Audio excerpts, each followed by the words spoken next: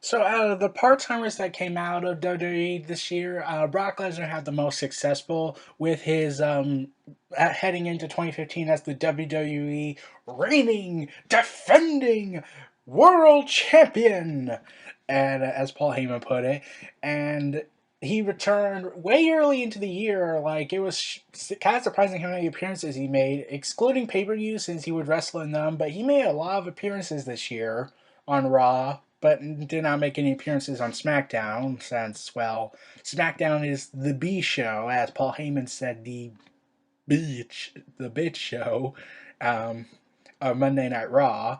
But so heading into the Royal Rumble, Brock Lesnar would compete in a triple threat match against John Cena, who begrudgingly earned his right to face Lesnar at Royal Rumble after beating Randy Orton at Hell in a Cell, which I seriously will still say Randy Orton should have been in the match. And the Authority added in Money in the Bank contract holder Seth Rollins after he reunited the Authority in December. So this was going to be a big triple threat match, not a typical John Cena overcomes the odds and beats Lesnar and further insults the world title's legacy of Ric Flair's 16 reigns. So, but I don't really want to go into that.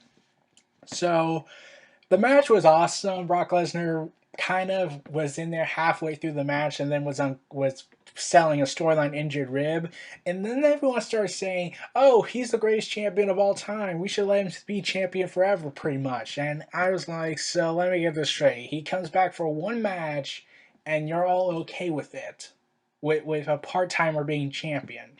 And I will get to Brock Lesnar being a part-time champion in another future video. I don't know when, but it's gonna happen hopefully. Um, but yeah, and then the Royal Rumble happened, and we all know how that was. And Roman Reigns had earned the right to face Brock Lesnar for the WWE title, and everyone knew Brock Lesnar was gonna fight Roman Reigns since what makes you think he's gonna show up at Fastlane, the pay per view before WrestleMania? He's not gonna defend the title at a secondary show. Like at least that was what everyone thought. So so Roman Reigns and Brock Lesnar build this matchup, and after Roman Reigns had retained his right to face Lesnar at WrestleMania, they started building up the match. However, internal politics happened, and Lesnar left the show halfway through during one of the episodes where he was supposed to show up to go back to UFC and attend the show and meet with Dana White. Um, Donna White, or I'm pretty sure I got the name wrong, but But yeah, it was a very tense moment, and it kind of spelled like, is Lesnar leaving for UFC? Because at the time, if a lot of people don't remember this, his contract was coming to an end. Like no one knew what his future was, so it was a surefire guarantee that Roman Reigns was going to win. So, and because of that, like it was led to this predictable build up. Like, why should we care if Brock Lesnar is just going to end up leaving the next day? So really, who cares? So heading into that, Brock Lesnar shocked the world when he went on ESPN, I believe it was, where he broke the news that he had signed a new deal with WWE. And to quote what he said, kind of sums up the problem with part timers, specifically Brock Lesnar's part time status, because he gets a part time schedule with full time benefits. No, Brock Lesnar legitimately said that. He gets a part time schedule with full time benefit contract.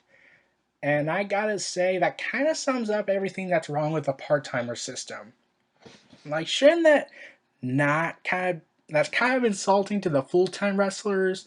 So, unless Brock Lesnar's gonna work full time, I mean, like, they already had given him unlimited dates in his last contract, but then it was reported that, oh, you have to cough up more money if you want me to show up more. So, so someone can make the argument Brock Lesnar was being a little egotistical with the contract signing. So, yeah. But that's open to debate, and I'm not really here to debate the part timer status. I might do that in a future video, but I'm not sure. So, I'll get to that when I get to that. Um, so on the final Raw before WrestleMania, Brock Lesnar and Paul Heyman showed up.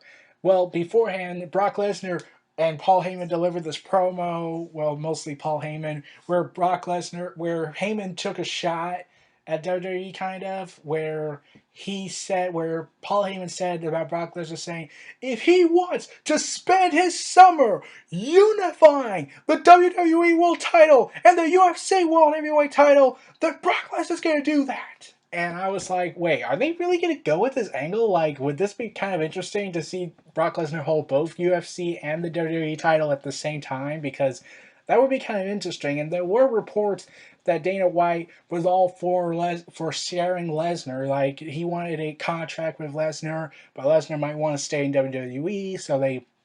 So Dana White was all for a compromise where, okay, how about we just share him? Like, he could appear at UFC and WWE. But Vince wanted none of that. That would have been interesting, though.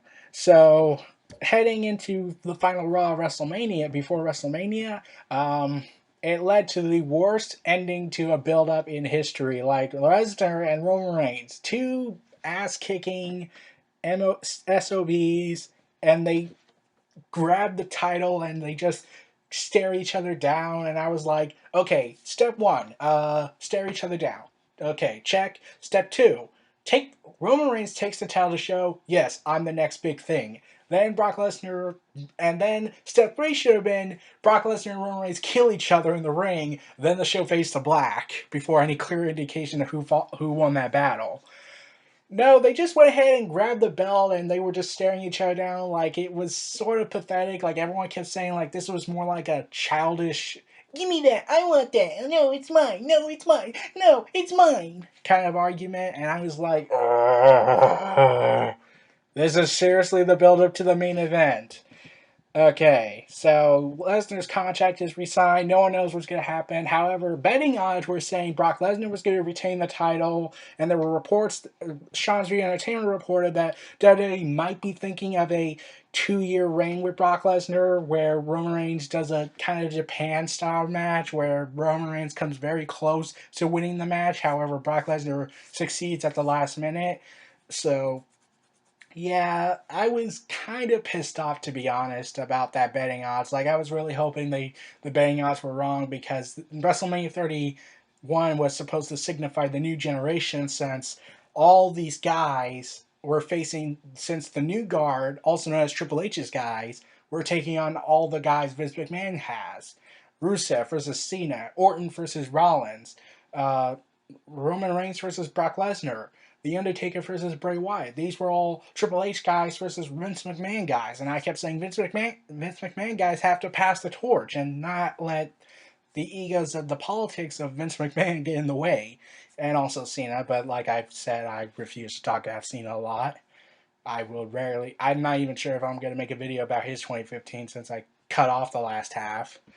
So, during the main event against Reigns, Lesnar and Reigns pretty much delivered a great main event, in my honest opinion. It was rated 4 stars or 4.5 stars on the rating scale by Dave Meltzer, and it was bloody and intense. And what I heard back, and some people on the comments section on Bleacher Report were saying, "Oh, Roman Reigns is too stiff. He's not ready for this."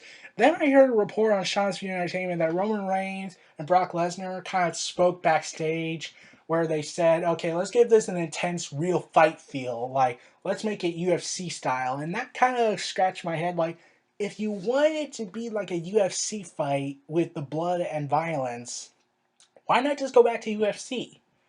Like, he closed the chapter on that, and but if he wanted a legitimate fight feel, why couldn't he just go back to UFC if he wanted that? But Lesnar delivering multiple suplexes. He said the greatest organic line in the history of 2015, Suplex City bitch. And thereafter, Suplex City became one of his signature catchphrases and merchandise motifs. After Lesnar and Reigns had traded false finishes to each other, Reigns spearing and Superman punching him, and Brock Lesnar doing the F5 and German suplexes, and yet, when I think about it, I'm pretty certain that means Lesnar only has 2 moves, and therefore has less moves than Reigns, even though it's clearly obvious Brock Lesnar can do more moves. Okay, I'm getting ahead of myself. I'll make another video about the limited move set at a later date. So, Seth Rollins shocked the world. Well, a lot of people were hoping for this to happen since they didn't want Reigns to win the belt. I didn't want Lesnar to retain since this was the passing of the torch. So I wanted either Reigns or Seth Rollins to cash in. So Seth Rollins cashes in, making the match a triple threat match, and Rollins almost lost had Reigns not speared Brock Lesnar again, and did the curb stomp for the final time on Reigns and won the title. The following night on Raw, Lesnar tried to invoke his automatic rematch clause, and I gotta say that's the weakest plot point to use for a storyline to get a championship match. That's kind of pathetic. Back then, it was earned a number one contendership, not just let's just automatically do this. So it looked like Brock Lesnar and Seth Rollins were going to fight on Raw, which would have been awesome. And a lot of people were thinking like, oh, did this contract kind of give him this full time status he could do at times? Nope. Instead, Seth Rollins said, "Oh, I'm jet lagged," and Brock Lesnar went on a rampage, attacked Booker T, JBL, a cameraman, and the greatest cheer in history happened when he F5'd Michael Cole, and I was like, yes! Yes! Oh yes, you do not want to know how long everyone's been waiting for that. It's so beautiful. Do it again. Aw, he didn't do it again. So this led to Stephanie McMahon furious and suspended Brock Lesnar indefinitely. Now, at the time I saw this, I was like, he'll be back at SummerSlam. But turned out he would return for Battleground, a minor pay-per-view, and everyone thought, wait, what? That's actually happening? Shocking. So this time he was kind of playing as a face when he returned on June 15th to counteract with Rollins and to counteract Rollins' reign as champion. And then another deal was revealed where Brock Lesnar would attend house shows. And then what everyone felt like, why is Brock Lesnar attending house shows? And why is this not being broadcast on the WWE Network? Turns out, Beast in the East, Madison Square Garden featuring Brock Lesnar happened, and they were exceptionally well reviewed. However, Brock Lesnar's matches were, however, very, very, very quick.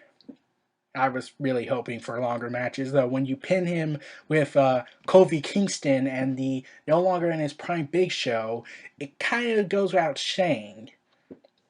So, heading into Battleground after beating up the New Day at the Beast in the East live event special in Tokyo in a quick running effort, Brock Lesnar dominated Seth Rollins, delivering 13 suplexes, which they coined as Unlucky 13. But mid-pinfall after performing an F5, The Undertaker returned. And as I said in 2 videos, I was seriously against this because I didn't want The Undertaker to get hurt again by Brock Lesnar. Because Brock Lesnar isn't really the most safest guy in the ring with, unless you're full-time health. Unless your health is in perfect condition. So this ended the match, and Lesnar won by disqualification, and Rollins retained his title. And Undertaker kicked Lesnar in the crotch. That's kind of a odd thing for Undertaker's character. I never really ran into detail in my Undertaker video about that, so I could explain that in the next part. So Undertaker comes back, explains he's after Lesnar because he continuously mocked The Undertaker and ranted, oh, I conquered the streak. They had a brawl, then SummerSlam happened, as I said in my Undertaker video. It ended controversially since Kimura Lock and Undertaker tapped out, and then Brock Lesnar was low blowed because the referee didn't see it, and the timekeeper was distracting him, so Brock Lesnar is trapped in the Hell's Gate and does an awesome FU response to the system by launching the middle finger to Undertaker, which I thought, okay, how awesome can Lesnar be? He just got more awesome. Like, they're allowing Lesnar to say this, to say the B word, to say pretty much anything he wants, and WWE's gonna let him do the middle finger in front of the kids? Okay. Whoa, WWE, you must be going to the non-PG era again. And then afterwards, Bo Dallas, on the next night on Raw after SummerSlam, Brock Lesnar and challenged The Undertaker to fight in the ring again on Monday Night Raw, and I knew, well, that's not going to happen, so who's the unlucky punk that's going to come out? it turned out to be Bo Dallas, who mocked Lesnar about his defeat. And I was wondering, Bo Dallas, do you have a death sentence? Like, yeah, he lost to The Undertaker, but that was his first loss since WrestleMania 29.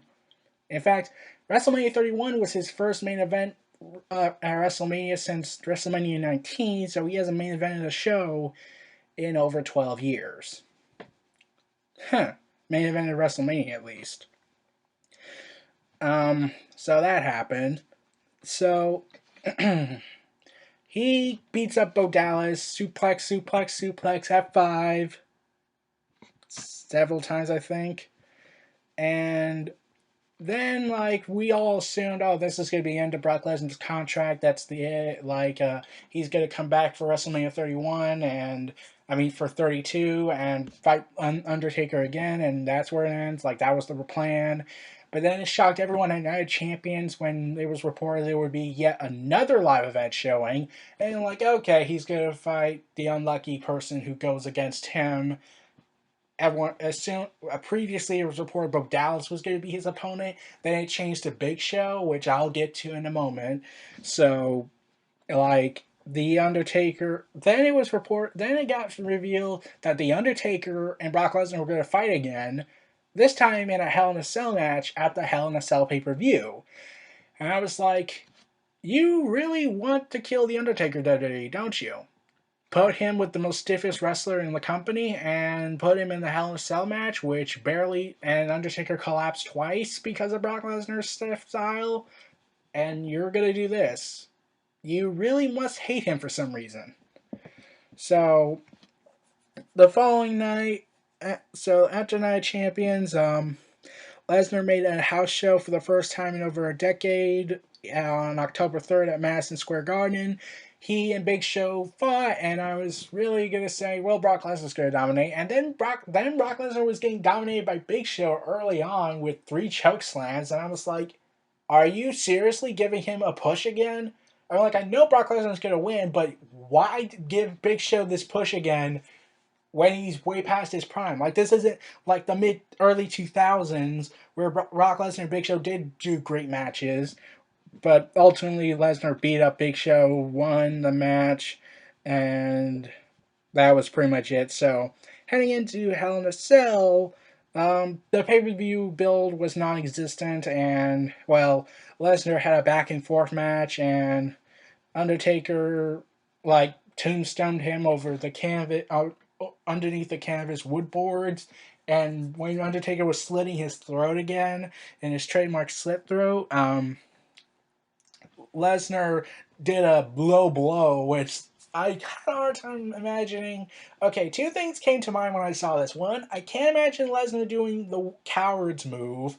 And secondly,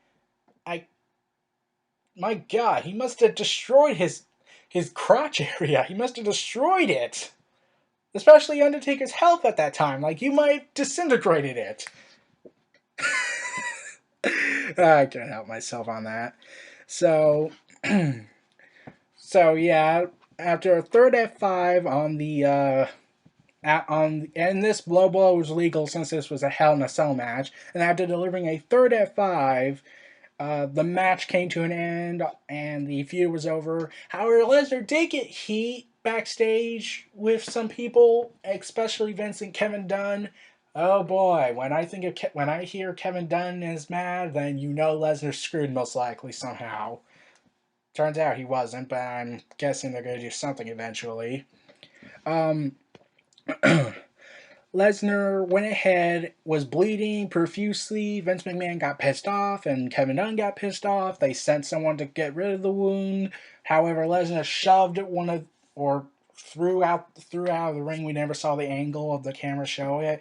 One of the medics and went after the Undertaker again because Lesnar didn't like to be treated.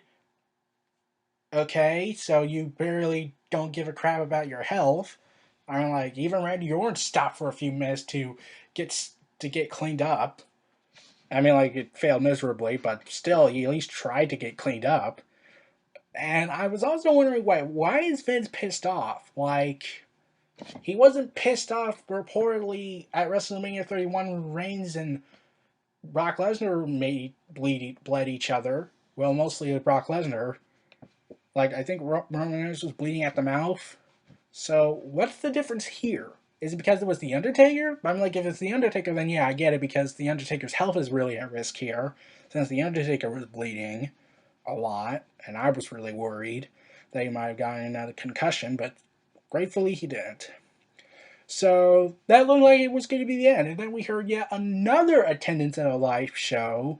And this time it wasn't broadcasted on the WWE Network. And it would have been awesome because he was facing Alberto Del Rio, another former MMA fighter who has a shoot style. And Brock Lesnar and him could obviously do a hard hitting match, in my opinion. It was going to be for the U.S. title, and I knew. Like, they're not going to give Lesnar a mid card title. They're just going to have a disqualification win. So, so as I predicted, yep, it was a disqualification victory.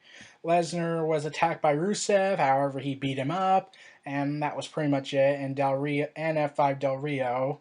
So it was reported that the match was 4 minutes long. Brock Lesnar and Del Rio and Lesnar reportedly did a shoot fight, an MMA style fight, I think, since they're both former MMA fighters. So I was really curious to know what would have happened if this was broadcast on the network. Like, a lot of people were saying this should have been broadcasted on the network. To not show Lesnar returning was kind of a crime, since all of his shows were all aired or taped. So why? What was so different about this one? They never really explained that. They never gave a clear explanation. So that was the end of Brock Lesnar's 2015. Rumor has it that he's either going to fight Kevin Owens or the infamous Bray Wyatt at WrestleMania next year. And I can't wait for either one, since Bray Wyatt is going to do a hard-hitting match with Lesnar, and also Bray Wyatt and Paul Heyman are going to do great promos with each other. And Kevin Owens and Paul Heyman are going to do great promos if they do either one of them. So expect great things to happen for Lesnar in 2016. This was Neo Reality Entertainment. Feel free to like, comment, subscribe, and donate, and stay tuned for more.